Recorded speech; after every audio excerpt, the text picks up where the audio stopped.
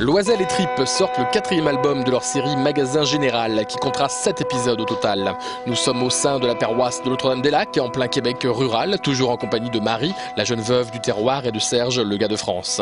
On ne pourra rien raconter de ce dernier opus sous peine de dévoiler un lourd secret, sinon que l'histoire fait un véritable bond en avant.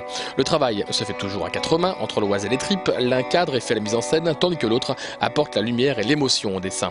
Il ne faut pas chercher midi à 14 h dans ce Magasin Général, sinon le plaisir simple de lire une histoire bucolique au coin du feu.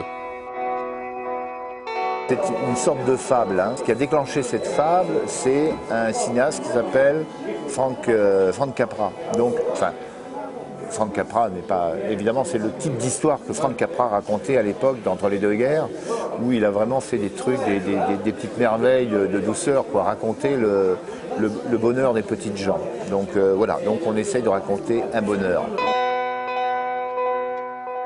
Notre parti pris, c'est qu'il faut que ça soit que les Québécois s'y retrouvent, que pour eux ce soit du québécois, clairement, mais sans être dans un excès de joual qui est le l'argot québécois, qui ferait que personne ne comprendrait, quoi. En tous les cas, en France et en Belgique et en Suisse. Donc, il y a quelques personnes à qui ça peut poser un problème, mais moi je pense qu'il faut faire un effort un petit peu aussi quand même. Il n'y a aucune raison que les Québécois soient capables d'aller voir un film comme La Haine, pas sous-titré, et que les Français, dès qu'il y a un petit accent qui n'est pas français, oh, on ne comprend pas, etc. Alors, ça va, il faut faire un effort. Chers compatriotes, faites un effort.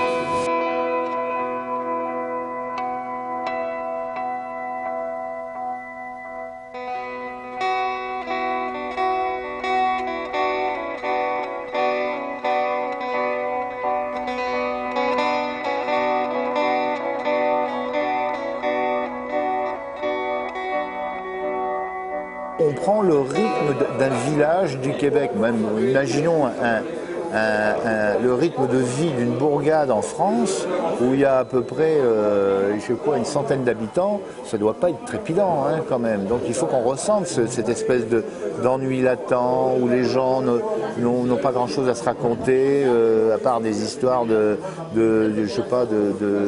vaches qui s'est échappé du pré ou je sais pas, d'un essieu de charrette qui a pété, quoi. Ça va pas bien loin, quoi, les histoires, quoi, hein. Donc il faut penser que c'est ça, hein, c'est de retraduire un petit peu ce qu'était la campagne, la ruralité de cette époque, et qui est vraiment profondément rythmée par les saisons, donc par un hiver très long, un printemps très court, un été très chaud et un automne très court aussi, quoi.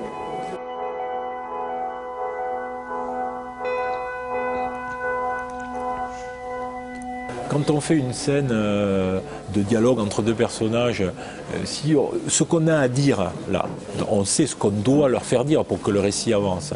On peut le faire des fois en 2 cases. Bon, boubou, ils se disent ce qu'ils ont à faire et ce qu'ils ont à dire, et puis ça y est, on passe au truc suivant. Mais bon, nous, on essaye de faire en sorte que la manière dont on se dit, quand il y a des choses difficiles à dire, on ne les dit pas comme ça. On tourne autour du pot, on hésite, on revient, voilà, on bafouille, on a des silences, etc., etc. Nous, c'est comme ça qu'on essaye de construire nos scènes. Et il y en a, et beaucoup des choses qui se disent sont des choses difficiles à dire. Exact. Oui, on parle d'amour, on parle d'émotion, on parle de choses comme ça. Donc c'est voilà. Puis des fois, ça peut se dire aussi que par des silences. Et les silences, mine de rien, ça prend de la place. Une scène qui aurait pu être réglée des fois en 2 cases, nous, ça nous prend 2 planches pour la faire. Et si ça prend 2 planches, voilà, c'est la multiplication. Alors ça, plus les fameuses scènes silencieuses, etc., etc. Il y a même pas mal de scènes avec une narration qui raconte quelque chose. Le lecteur, vous savez exactement ce qu'on raconte alors qu'il n'y a aucun dialogue. Ça, c'est comment on les raconte, une question de mise en scène, une question de regard, une question de sensibilité. Et puis ça permet aussi de faire des chassés-croisés de situations entre des personnages qui se trouvent en bas du village et l'autre en haut. Ça permet de faire des parallèles, de faire une symétrie, parce que c'est souvent quand il y a des pages silencieuses, c'est souvent fait sur un gaufrier de 6 dessins, vous voyez, donc à part égale, il n'y a aucune image qui prend le dessus sur l'autre. C'est vraiment des situations en parallèle.